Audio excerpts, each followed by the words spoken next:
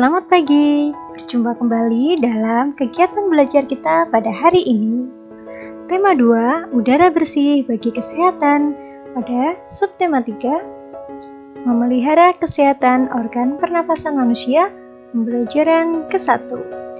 Dengan muatan bahasa Indonesia KD 3.2 dan 4.2, serta muatan IPA KD 3.2 dan 4.2. Bismillahirrahmanirrahim. Assalamualaikum warahmatullahi wabarakatuh. Hari ini kita akan belajar tentang cara menemukan kosakata baru dalam teks dan cara menjaga kesehatan organ pernapasan. Tapi sebelum itu, anak-anak, mari kita berdoa dulu ya.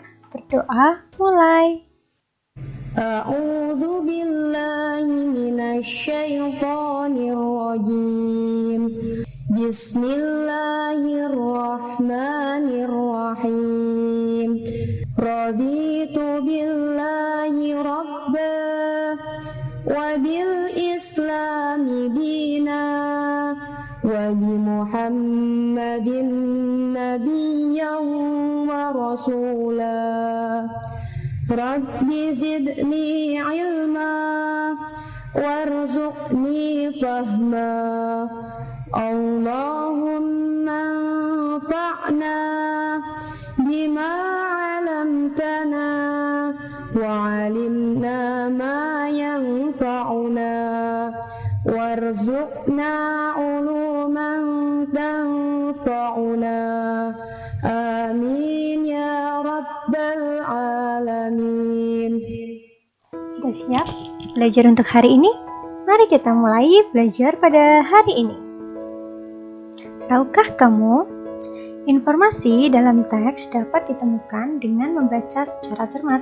Setelah membaca secara cermat, kalian dapat mengajukan beberapa pertanyaan terkait isi teks dengan menggunakan kata tanya 5W dan 1H. Nah, sekarang kita perhatikan langkah-langkah dalam menemukan informasi dalam sebuah teks. Diawali dengan membaca seluruh teks dengan saksama, membuat daftar pertanyaan menggunakan kata tanya, menemukan kata kunci untuk menjawab pertanyaan-pertanyaan yang dibuat, menjawab pertanyaan-pertanyaan dengan tepat, serta merangkai jawaban-jawaban dari pertanyaan menjadi sebuah paragraf yang padat. Mari kita baca paragraf berikut ini. Polusi udara merupakan suatu kondisi saat udara dicemari oleh berbagai zat yang membahayakan manusia maupun makhluk hidup lainnya. Polusi udara disebut juga sebagai pencemaran udara yang dapat mengakibatkan kerugian bagi seluruh makhluk hidup di bumi.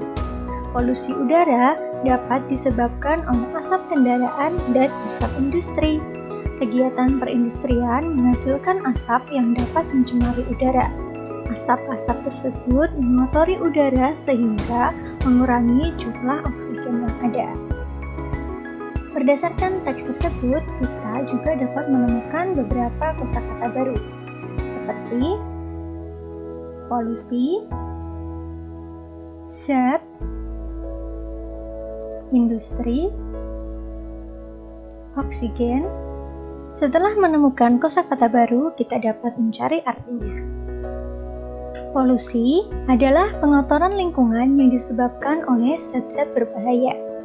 Oksigen merupakan gas yang tidak berwarna, tidak berasa, dan tidak berbau.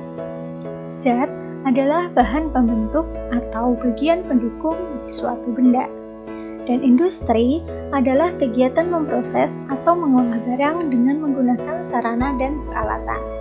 Untuk dapat mencari arti kosakata itu, kita bisa menemukannya di dalam kamus yang disebut dengan Kamus Besar Bahasa Indonesia. Nah, sekarang KBBI bisa kalian download loh di HP kalian dengan cara mendownloadnya melalui aplikasi Play Store. Cukup mudah bukan? Informasi dalam sebuah teks dapat ditemukan secara tersurat dan juga secara tersirat. Apa perbedaannya? Informasi tersurat artinya informasi tersebut tertulis jelas dalam teks yang kita baca. Sedangkan informasi tersirat merupakan informasi yang tidak tertulis, sehingga kita perlu membuat kesimpulan berdasarkan teks yang kita baca. Informasi yang ada pada teks dapat diceritakan kembali. Saat menceritakan kembali isi teks, kalian perlu memperhatikan beberapa hal penting berikut ini. Hal penting yang pertama, catat ide pokok setiap paragraf. 2. Sampaikan informasi secara rinci dan runtut. 3. Sampaikan informasi dengan sopan. 4. Sampaikan dengan intonasi yang tepat, serta tanyakan kepada pendengar jika ada informasi yang belum jelas. Berdasarkan teks tersebut, kita tahu bahwa salah satu faktor penyebab dari gangguan pernafasan pada manusia adalah polusi udara. Polusi udara merupakan salah satu bentuk pencemaran lingkungan yang berdampak buruk bagi kesehatan dan keberlangsungan hidup dari makhluk hidup. Pencemaran udara dan polutan dengan faktor penyebabnya antara lain seperti emisi kendaraan bermotor atau gas buangan dari kendaraan bermotor, pembakaran sampah rumah tangga, dan sektor industri seperti asap pabrik. Lalu, apa ya itu pencemaran?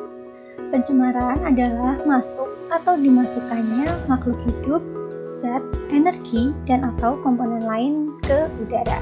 Polusi udara terjadi ketika udara yang kita hirup bercampur dengan beberapa gas.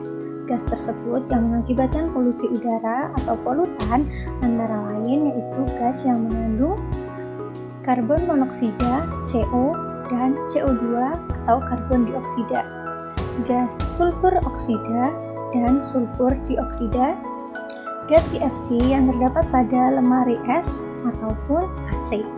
Ada juga hidrokarbon dan nitrogen oksida, dan beberapa gas lain seperti ozon.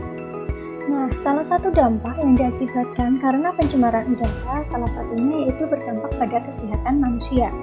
Zat-zat polutan tersebut berbahaya bagi kesehatan organ pernapasan manusia.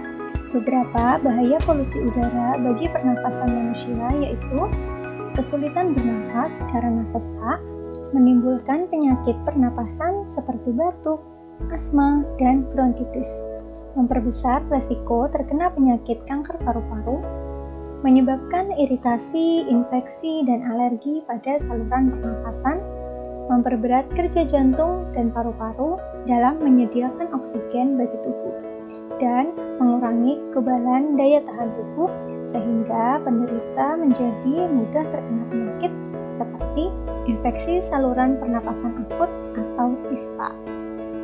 Nah, kita tahu bukan bahwa kesehatan organ pernapasan itu penting untuk dijaga karena bernafas adalah kebutuhan utama setiap manusia. Berikut beberapa cara menjaga kesehatan organ pernapasan. Menggunakan masker saat berada di lingkungan yang berpolusi. Menjaga kebersihan lingkungan. Melakukan kebiasaan hidup sehat, yaitu istirahat cukup, rutin berolahraga, dan makan makanan yang bergizi. Menanam pohon dan tanaman hijau di lingkungan sekitar. Mencuci tangan dengan sabun untuk mencegah hadirnya kuman dan penyakit. Menggunakan sapu tangan atau tisu untuk menutup hidung dan mulut saat bersin. Melakukan pemeriksaan kesehatan secara rutin ke dokter. Dan menyediakan ventilasi yang cukup sebagai tempat pertukaran udara bersih. Baiklah anak-anak, inilah tadi pembelajaran kita pada hari ini.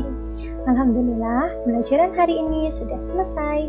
Bertambah lagi ya ilmu kita untuk hari ini. Nah, semoga apa yang kita pelajari pada hari ini bisa membawa manfaat bagi kita semua. Terima kasih. Selamat berjumpa lagi pada pembelajaran kita pada esok hari. Tetap semangat belajar dan jaga kesehatan kalian ya. Wassalamualaikum warahmatullahi wabarakatuh.